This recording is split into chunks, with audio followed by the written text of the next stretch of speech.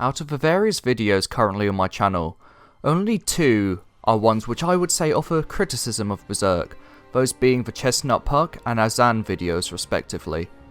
Even in Berserk's lowest moments, outside of the 2016 and 17 anime, it has been of such a high quality that I like to focus on what I love about the series. I never want this channel to become one which discusses the flaws in a piece of work, but instead focus on what is good about various manga and anime works that I enjoy. Well, mainly of Berserk, of course. There are merits in both approaches, but this is how I like to run things here. However, I've read a certain novel recently, which directly ties into the canon of one of the more well-known apostles in the series, and let me tell you now, I found this piece so insulting and detrimental to Berserk that I consider it the worst piece of Berserk media that I have ever found the displeasure of experiencing, and I've watched both 2016 and 2017. So today, I would unfortunately like to inform you all of why Berserk, the Flame Dragon Knight, is a garbage fire and not worth your time. The Flame Dragon Knight is an erotica novelization revolving around the origin of one of the apostle generals, Grunbeld, who is most famous for fighting Guts in his berserker armor form for the first time. The novel is penned by Makoto Fukami, whose previous records include Psycho-Pass, not a bad start here, Resident Evil Vendetta, never saw it, and the screenwriter for Berserk 2016 and 2017. That last bullet point is one of concern, but hey, Miura did 10 gorgeous illustrations for this novel, so it couldn't be that bad, right? But for fun, since I usually use manga pages to help cement my points in these videos, well, this is a novel, so I shall be using my immense artistry skills to draw the events of a book in paint, fitting for the overall quality of a novel, but I'll be showing the Miura illustrations when they are there. The novel is pretty short, totaling around 180 pages, so I think I'll change the format around for this one. Instead of giving a quick overview of the story and then going into why this fails on almost every level, it'll probably be more apt to go through piece by piece and really pick this one apart. Before we start, I would just like to shout out Walter's review on skullknight.net as a fantastic dive on the novel and why it fails on basically every level. I'll link it in the description, but it really is worth your time, and I'll be making various references to this review in question when my views align with Walter's, and he brings up similar points to what I do. So, get your reading glasses ready, don't think about Grunbeld's massive penis too much, and let's dive right in. The prologue begins with a morgue scene, observing a post-mortem of a woman who had been murdered by having multiple body parts severed, being beaten, among other things. The thing to note is this is the third woman who has had the same murder style that has happened to in the past year. We are then introduced to General Kirsten, a general who has been involved with a conflict with Tudor during the 100-Year War, and is taking it into his own hands to investigate the culprit of said murders, who is suspected of noble rank.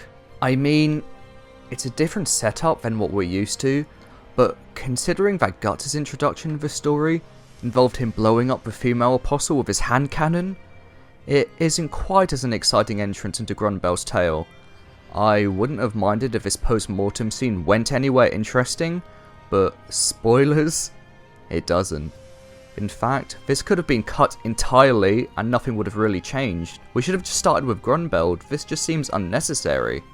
In the border between Tudor and the Empire of Grant lays the Fire Dragon Tower, where our, hero?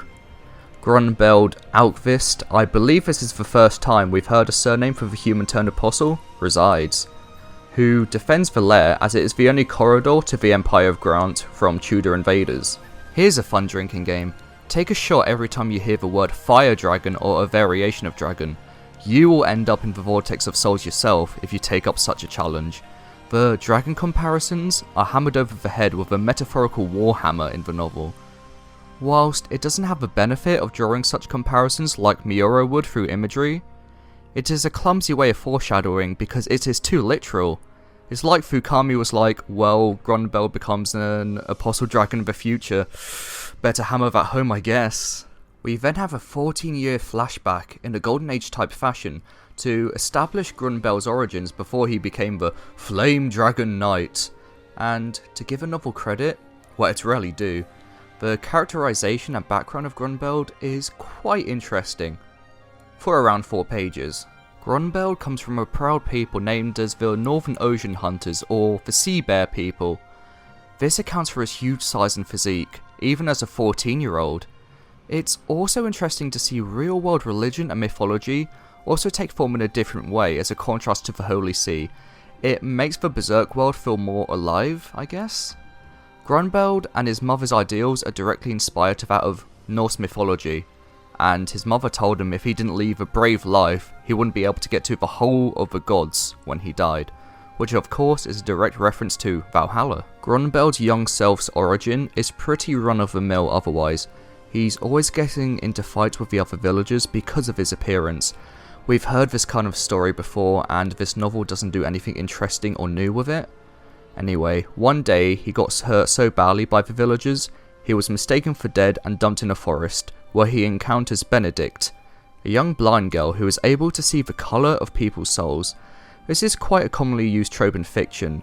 Dororo is the recent example I can think of, but it's quite interesting here. Accompanied by Benedict is her pet wolf, Ludwig. I'm gonna be honest, Benedict is probably the only decent part of a novel. Her dialogue is a bit heavy-handed with a literal sense. Do you get it yet? He's gonna become a fire dragon. But nursing Grunbeld back to health in a spiritual way was interesting, and I did like how Grunbeld tied this encounter to his own experiences and ideals. He mistakes Benedict for a Valkyrie, for example, which is cool, tying into his Norse ideals. This is where the poorly written dialogue starts to rear its head a bit. Because Benedict is blind, she keeps mistaking Grunbeld for a fire dragon based on his spiritual aura, I guess. And this is what Grunbeld has to say about it. I'm gonna read this literally, including all the grammar. I am not making any of this up. Fire dragon. You're exaggerating. I could never be. I'm just a powerless kid. Not a damn thing ever goes my way. And by the way, of course, Grunbeld clenches his fist after this. If I were a fire dragon, I'd burn down everything. I'm not sure whether to chalk this up to shoddy translation or what, but this isn't to the usual standards of Berserk. The heavy uses of ellipses after pretty much every word to show dramatic pauses, complete with a fist clench, is all types of cliche and hokey. I guess you could spin it as this is how a 14-year-old would act in this situation, but unfortunately the dialogue in the time skip doesn't support such claims. So Grunbeld is healed by Benedict and Ludwig in a magical forest spring, and he returns home. And then days later, his village is invaded by Tudor forces, and this is when the novel really loses the plot. Rape is a heavy subject and is frequently featured in Berserk, but I always found it was to highlight the horrors of a particular situation or scene. It never felt self-indulgent or necessary and was used to highlight the evil of a particular apostle or human. Let's use the examples of Wild and Donovan. These acts happened, but they weren't the focus of the scene. In Wild's example, it was more illustrate him taking the do what thou wilt apostle mantra to the most extreme.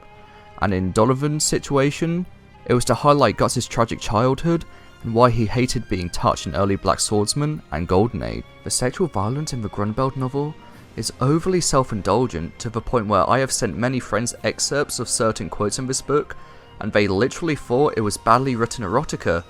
For example, here, and I quote, "His genitals cut off with a dull rusty knife? The severed bloody mess, testicles and all, look like some putrid marine animal?" Look, I know Berserk has the advantage of having a visual format, so these things can be demonstrated visually rather than written literally. The difference is in Berserk, the sexual violence was never focused on in a bubble like in this novel, whereas it seems to be all about this weird chopping off of the genitals. Why was this necessary to go into this much weird detail over? We already know that Tudor are pillaging the village, so their intentions are made clear already. Furthermore, if this needs to be in the book, just say they mutilated the dude? Why go into the aftermath of what the smashed up genitals look like? No rhyme or reason, and it doesn't enhance the scene in any way. violence for the sake of violence. Walter in his SkullKnight.net review makes a similar great point, and I'll throw that up now, so just please pause and read that. As the village, including Grunbeld's mother, are slaughtered, Fukami makes sure that the reader knows that Grunbeld's mother was thrust into her 3 orifices at once, and some weirdly detailed torture porn of how they finished her off, including ripping her tongue out of her face. I have no words. The village is taken over by Tudor forces and is dubbed Chester. Grunbeld is restrained and thrown in a jail, where he is then looked after by 2 children, who later become his friends, I guess, Edvard and Sigga, a girl with snow white skin and long silver hair, and Edvard, who just looks exactly like Serpico, but I swear it isn't him, you guys. Both these children come from high class backgrounds respectively. We are then introduced to moustache-twirling villain Abekasis, who is in charge of a conversion therapy of child prisoners to Tudor, and demonstrates such good villain writing as snapping children's necks with his huge godly strength, and making his knights eat in front of the starving children. For such a novel with a time limit, remember, it's only around 180 pages, you would think that more care would be put into fleshing out the villains of this story? But no, apparently it was more important to see what a dude's smashed up genitals looked like.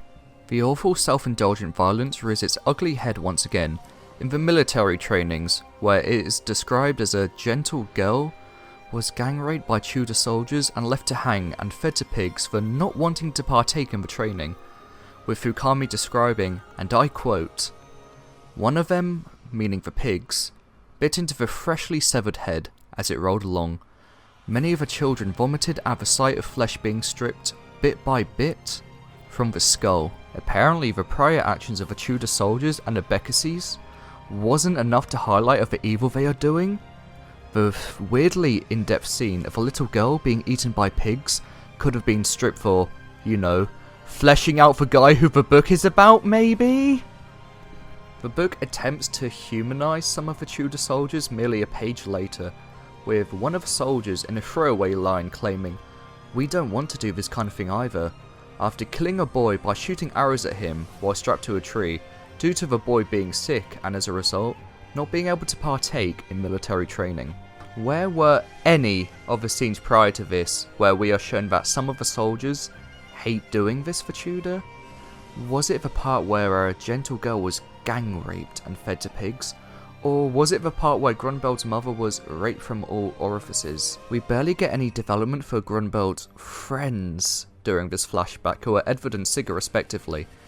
It's mentioned that Edvard is of noble rank, as he could walk down the street with pride, as his mother formerly married the Grand Duke, after being his mistress for many years, which sort of, very shoddily, may I add, ties into Edvard's motivations later. Sigga is demonstrated as that she's a good fighter during the military training, and that's about it for now. She definitely gets the shorter end of the stick compared to Edvard, who, whilst also isn't greatly written at all, has a tad more going for him. Anyway, moustache-twirling Abekasis gets Grunbeld to fight the captain who raped his mother in true supervillain fashion. He just needs an evil laugh and to fly off in his hovercraft now, and we'll be all set here. Grunbeld fights the captain with a wooden sword, and wins eventually by catching him off guard and dragging the hilt through his open mouth through the head. This fight definitely feels more Berserk than the others. The violence serves a good purpose throughout the fight. Grunbeld is strategic how to win and kill with just a wooden sword, so the description of the finishing blow is more earned, as it helps accomplish 2 goals. The first, Grunbeld's first real fight with an enemy, and how natural he is at battle, and 2, avenging his mother's death in a similarly gruesome way to how she died, to the captain. Edvard even gets some good play here, where he comments that because the captain handles his sword roughly, it is due to him being used to fighting armoured opponents, and thus is at a disadvantage when using wooden swords. It's actually a decent way of demonstrating Edvard's strategic genius here, even though the book barely follows up on this later on. Abekasis returns to the cell where Grunbeld, Edvard and Sigga are being held, and decides to dole out punishment as he needs to set an example for when Grunbeld killed the captain. Grunbeld is ready to take full responsibility, but of course, Abekassis takes Sigurd instead because she's a woman, and how else are we meant to know he's a villain if he doesn't take the woman? The justification, and I'm using that word loosely, given here is that Sigurd is lifting the children up with her singing, and Abekassis wants to break the children's spirits, but really, it was just another excuse for a weirdly detailed description of later what Abekassis and his goons did to Sigurd, and surprise surprise, of course we get that. Not before we get the "it's all your fault" what Edvard screams to Grunbeld, and then some throwaway line that him and Sigurd were childhood friends, in some kind of attempt to show that they have some kind of bond, even though this hasn't been apparent at all so far. When Sigurd returns to herself the next morning, it is described that she was bleeding from her crotch and bruised around her eyes, and when Edvard asked about the wounds on her back, Sigurd responds with, "It's because I wouldn't scream at first. Remember when Fukami tried to convince us the soldiers didn't like this kind of violence? Yeah, me either." Sigurd thus far just seems like another outlet to indulge in the weird sexual violence, rather than her own defined character. Not that Grunbeld and Edvard are much better, but still. There is a 4-year time skip, and a now 18-year-old Grunbeld is still a prisoner. Have you all realised yet that I have barely talked about Grunbeld in this book so far? It's because he's barely a character yet. It has been razor focused on the gore and sexual violence rather than, I don't know, fleshing out the title character of the book, but that doesn't matter. So because Abekassis can't tame Grunbeld and make his strength his own, and make him convert, he decides to try and kill him in an extravagant way to set an example, with a Kushan tiger, which is pretty cool I guess. Sigurd and Edvard request to fight the beast alongside Grunbeld, with a request helmed by Edvard that they need a plan, so they need to fight it at night, which Abekassis agrees to. The reason for this is so the trio can utilise fire to try and hold the beast off. Again, the book is actually pretty good early on for showing Edvard's strategic mind, but this completely falls off a cliff later on.